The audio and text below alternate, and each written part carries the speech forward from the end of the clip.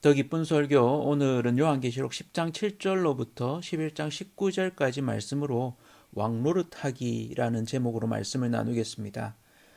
지난 한 주간 미국의 대통령이 바뀌었습니다. 미국의 대선으로 트럼프가 대통령에 당선이 되었습니다. 정치적인 언급은 차치하고 이런 질문을 해보게 됩니다. 당신이 갑작스럽게 대통령이 된다면 어떨까요? 대통령답게 행동할 수 있겠습니까? 아니, 내 마음대로 하면 되지 뭘 눈치를 봐 할지도 모르겠습니다. 그런데도 이 위치와 권력이라는 게 그렇지가 않잖아요. 그에 걸맞는 품위를 필요하게 되죠. 2012년에 마치 왕자와 거지라는 동화의 현실판이라고 할 수 있는 영화가 개봉했습니다. 이병헌이 1인 2역을 했던 광해, 왕이 된 남자라는 영화가 있습니다. 광해군 시절 조선왕조실록에 남겨지지 않았던 15일간의 빈 시간을 픽션을 가져와서 만든 팩션 영화입니다. 이 광해군 시절 왕이랑 똑같이 생긴 만당꾼을 데려다가 왕이 위험에 처한 상황에서 대리하도록 하죠. 그런데 이게 왕이 갑자기 의식을 잃고 쓰러지게 되면서 그 기간이 15일에 걸쳐서 길어지게 됩니다. 졸지에 하루아침에 왕이 된 하선은 처음에는 어리둥절하게 어찌할 바를 몰라 하지만 나중에는 천천히 자신의 주장을 펼치게 됩니다. 인상적인 장면은 이 처음 왕이 되다 보니까 왕이 먹는 음식을 이렇게 아주 막 배부르게 다 먹는 겁니다. 신하들과 여종들이 그 모습을 눈이 뚫어져라 쳐다보는 겁니다. 처음에는 왜 그런지 몰랐죠. 그러나 자신이 남기는 걸로 그날의 식사가 진행되는데 자기가 다 먹어버렸기 때문에 그들은 쫄쫄 굶게 생긴 거죠. 이후에 식사할 때는 그가 조금만 먹고 다 남기게 됩니다. 재밌는 장면들이 많죠. 하루아침에 갑자기 왕이 된다면 어떻겠습니까? 그런 멋진 인용구도 있죠. 자고 일어났더니 유명해졌더라. 왕이 있는 사회도 여전히 있습니다. 태국 같은 나라는 왕의 위세가 대단합니다. 역사적인 간극이나 국가적인 갭이 있기 때문에 와닿지 않을 수도 있겠습니다. 그렇다면 이런 가정은 어떻습니까? 하루 아침에 갑부가 된다면 어떻겠습니까? 로또에 1,000억이 당첨이 되었다. 갑작스럽게 재벌가의 후계자가 되었다. 사람이 갑자기 위치가 바뀌거나 지위가 변화되면 혼란을 겪게 됩니다. 그러다가 시간이 지나서 그것이 진짜 사실이라면 적응을 하게 되지요. 오늘 요한계시록 10장에서 11장 14절까지 여기에는 두 번째 막간 계시가 전개됩니다. 여섯째 나팔이 불리고 난 이후에 일곱째 나팔이 불리기 전입니다. 7장의 첫 번째 막강 계시로 14만 4천의 승리를 보여주었는데요. 이제 10장 1절부터 11장 14절까지 한 힘센 다른 천사가 나타납니다. 구름을 입고 하늘에서 내려오는데 그 머리 위에는 무지개가 있고 그 얼굴은 해 같고 그 발은 불기둥 같으며 그 오른쪽 발은 바다를 밟고 있고 왼쪽 발은 땅을 밟고 서 있습니다. 그가 부르짖자 사자가 부르짖는 것 같이 큰 소리로 외칩니다. 그러자 일곱 우레가 소리를 내어 말하죠. 이에 사도 요한이 그 말씀하시는 것을 받아 적습니다. 그런데 하늘에서 큰 소리가 나면서 적지 말라고 하죠. 있어질 일을 말씀하시는 건데 일곱째 천사가 나팔을 불려할 때 하나님이 그의 종 선지자들에게 전하신 복음과 같이 하나님의 비밀이 이루어지리라 라고 말씀하십니다. 그러고 나서 사도 요한에게 소리가 나서 힘센 천사로부터 천사의 손에 있는 작은 두루마리를 갖다 먹으라고 이야기합니다. 그것이 처음에 입에는 달지만 배에는 쓰리라고 하십니다. 사도 요한이 힘센 다른 천사로부터 작은 두루마리를 먹는 장면이 10장 1절로부터 11절까지라면 그 후에 11장 1절로부터 2절은 지팡이 같은 갈대를 주면서 하나님의 성전 안에서 경배하는 자들을 측량하는 장면이 나옵니다. 그러나 성전 바깥마당은 측량하지 말라고 하십니다. 42달 동안 성전 바깥마당은 이방인에 의해서 짓밟히리라고 말씀하십니다. 그리고 11장 3절부터 14절까지는 두 증인이 나옵니다. 1260일 동안 증거를 하는데 권능을 가지고 그들을 해하고자 하는 자들에게는 입에서 불이 나와서 그들을 삼키게 됩니다. 그런데 무적행에서 나온 짐승으로 말미암아서 이 두 증인이 짐승에게 죽게 됩니다. 사흘 반 동안 죽어 있다가 하나님께로부터 생기가 그들 속에 들어가서 부활하고 하늘로 올리우게 됩니다. 그리고는 큰 지진이 일어나 성 3분의 1이 무너지고 7,000명이 죽습니다. 남은 자들은 두려워하여 영광을 하나님께 돌립니다. 이 성의 이름은 소돔이라고도 하고 애굽이라고도 하고 예수 그리스도가 십자가에서 죽으신 그곳이라고 이야기합니다. 이 부분을 정리하면 이렇습니다. 두 번째 막강계시와 중심 선포가 나옵니다. 그래서 10장 11장은 두 번째 막강계시로서 10장 1절부터 11절까지 힘센 다른 천사가 주는 두루마리를 먹는 사도 요한, 그리고 11장 1절에서 2절은 성전 안은 청량하되 성전 바깥 마당은 청량치 않은 사도 요한, 11장 3절에서 14절까지는 두 증인의 건세와 죽음, 부활과 그 결과를 이야기합니다. 그리고 나서 요한계시록 전체의 중심 선포라고 할 수 있는 요한계시록의 가장 중간에 있는 11장 15절에서 19절 내용이 있는데요. 세상 나라가 하나님 나라가 되어서 세세토록 왕노릇 하시리로다 하는 내용이 담겨 있습니다.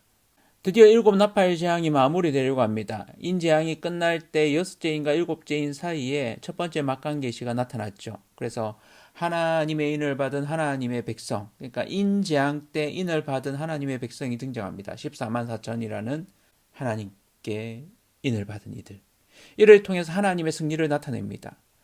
7째 인이 떼어지자 그때부터 나팔 재앙이 이어졌습니다.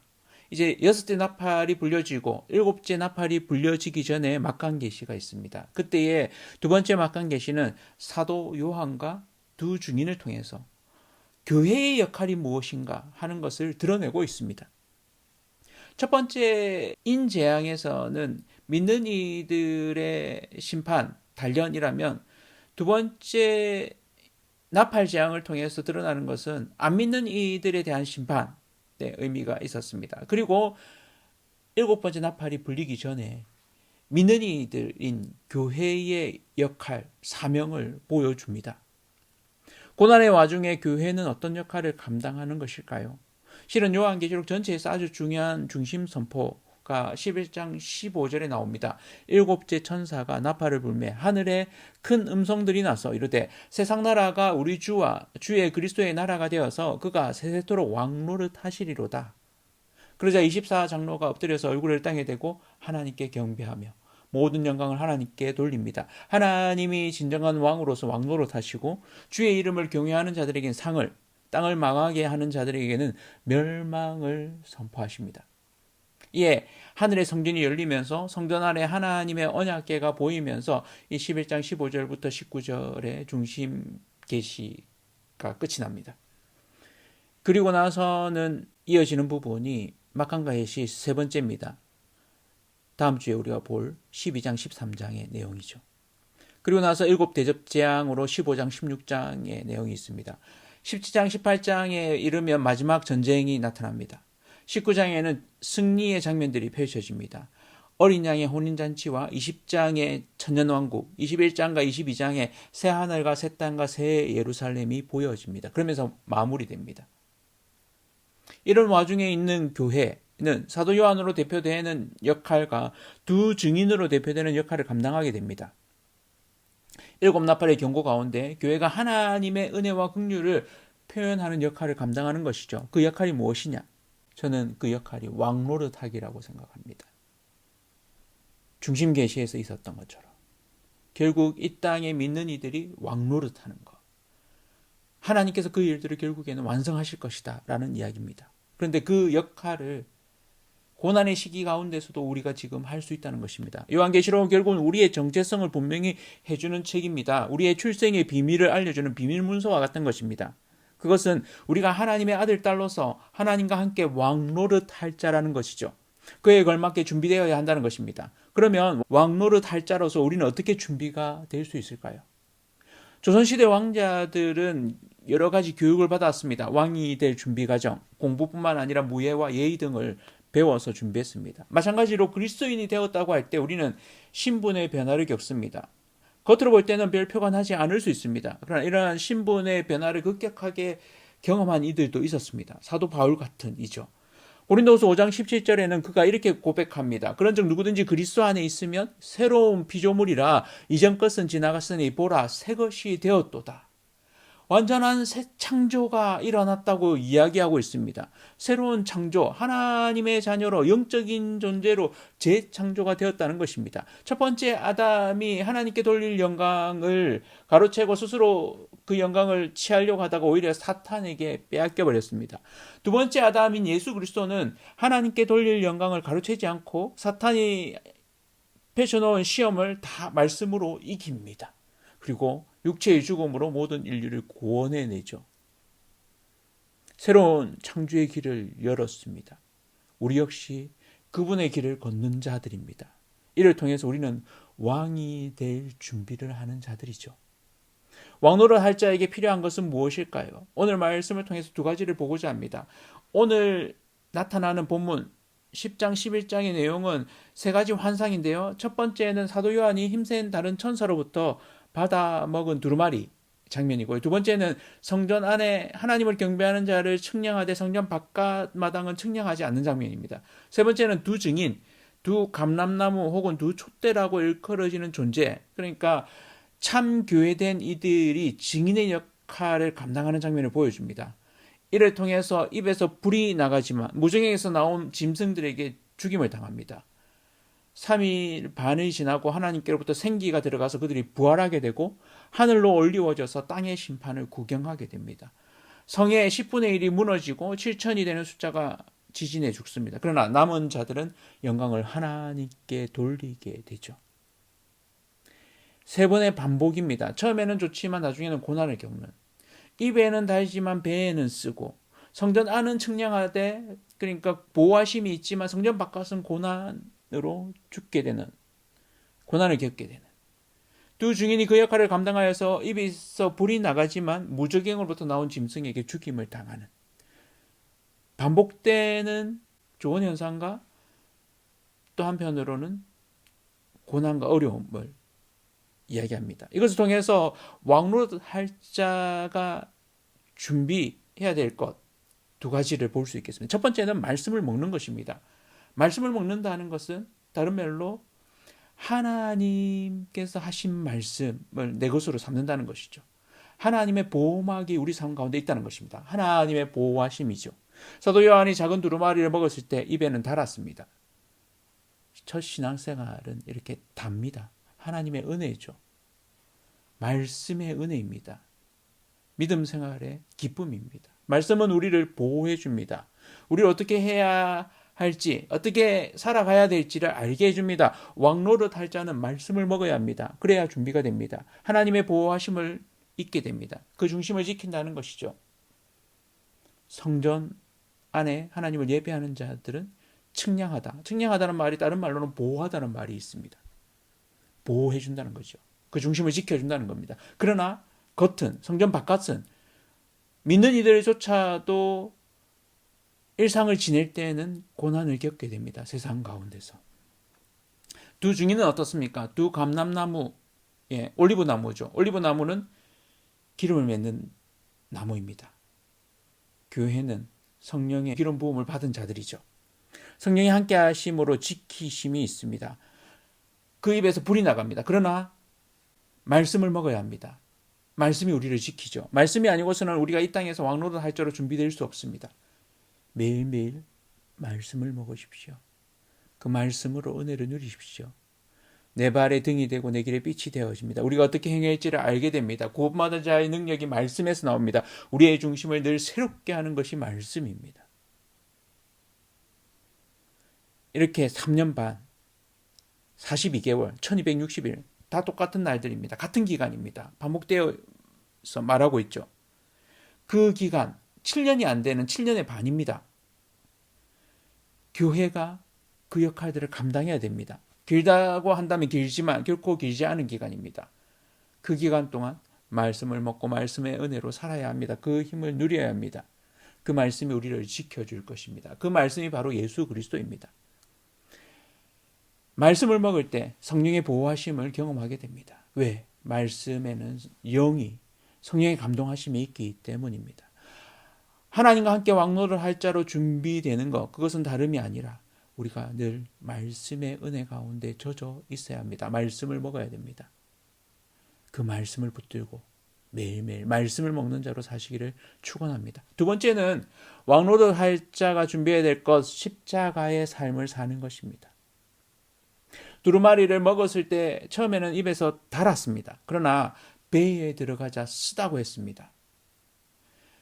신앙생활을 할 때 처음에는 참 기쁩니다. 믿음으로 인해서 온갖 기쁨을, 은혜를 누립니다. 그러나 구원의 감격과 함께 은혜의 기쁨이 있지만 그것이 전부는 아니죠. 복음을 삶으로 살아내야 되는 부담이 있습니다. 복음과 함께 고난받는 십자가가 있습니다. 예수님조차도 피하시고 싶어졌던 그 십자가 말이죠. 사명이 생기게 됩니다.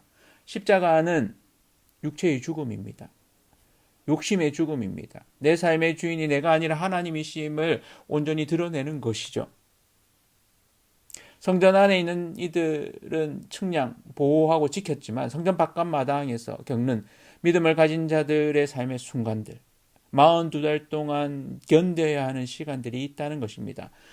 이 42달, 1260일로도 표현되고 때로는 한때, 두때, 반때라고도 표현됩니다. 1년, 2년, 반년이라는 표현으로도 반복되어서 이 시기를 이야기합니다. 고난의 시기입니다. 그러나 그 시기가 7년의 반밖에 되지 않습니다. 그 기간이 힘들지만 짧을 것입니다. 소망이 있습니다. 그러나 그 기간을 통해서 무정행에서 나온 짐승으로 인해 죽임을 당하게 됩니다. 교회는 그렇게 죽임을 당하게 됩니다. 그것이 우리가 이 땅에서 십자가의 삶을 사는 것이죠. 그래야지만 하나님의 생기가 들어가게 됩니다. 다시 살아나게 됩니다. 이 땅에서의 삶 가운데 겪을 수 있는 일인 거죠. 그래서 바울은 자기 몸에 예수의 흔적을 가졌다고, 십자가의 흔적을 채워간다고 이야기합니다. 나는 매일 죽노라라고 고백했습니다. 그럴 때 이 과정을 통해서 하나님의 승리를 경험하게 되는 것입니다. 부활을 경험하게 되는 것입니다. 내 욕심으로 살아가는 것이 아니라 온유한 심령으로 성령의 열매를 맺게 됩니다. 사랑의 열매를, 희락의 열매를, 화평의 열매를, 오래 참음의 열매를, 자비의 열매를, 양선의 열매를, 충성의 열매를, 온유의 열매를, 절제의 열매를 맺게 되는 것입니다. 그렇게 열매 맺는 저와 온 성도님들 또 이 땅 교회 되기를 축원합니다.